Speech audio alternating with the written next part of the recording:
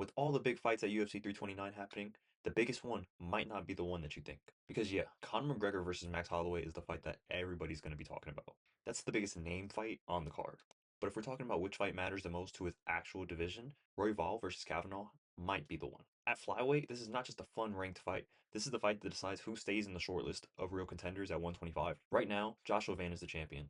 Alexandre Pantoja, Manel Kape, Tatsuro Taira is right there, and then you have Royval and Kavanagh fighting each other. That means this fight is basically the division asking one question: who is actually next after the Pantoja and Kape situation gets figured out? For Brandon Royval, this fight's about keeping his spot. Royval has been in deep water for years. He's fought Pantoja, Moreno, Taira, Kape. He has also fought Joshua Van. Almost every time Royval loses, it's to someone who was the champion, became the champion, fought for a belt, or was even sitting right near the top of the division. So the argument around Royval is simple. Is he one of the best flyweights in the world, or is he becoming a guy who can beat good fighters but can't get over the final hump? A win over Kavanagh keeps him alive, but a highlight finish changes the conversation. And that opens up a lot of interesting rematches for him. If Pantoja gets the next title shot, maybe Royval gets Kape in a contender fight. If Kape wants to wait for the title shot, maybe Royval gets the Taira rematch. If Kape gets the next title shot, maybe Royval puts himself back in a position for another Pantoja fight. That's why this fight matters so much for Royval. It's not just about winning, it's about reminding people that he's still dangerous enough to be one big performance away from another major fight. But on the other side, Lonnie Kavanagh might have even more to gain. Kavanagh is the fresh name. He's the new contender trying to break through, and now he gets Brandon Royval, a proven top 5 flyweight and one of the most chaotic action fighters in the division. If Lonnie just wins a close decision, he moves forward, but he probably still has to wait behind Pantoja, Kape, and maybe even Taira. But if Kavanagh finishes Royval, now we have a real conversation. Now he's not just a rising contender anymore. Now he's a top 5 flyweight with a statement win over Royval and Moreno. That could line him up for a true #1 contender fight. Maybe Kavanagh gets whoever does not get the title shot between Pantoja and Kape. Maybe it's Kavanagh versus Taira. This is what makes this fight so important.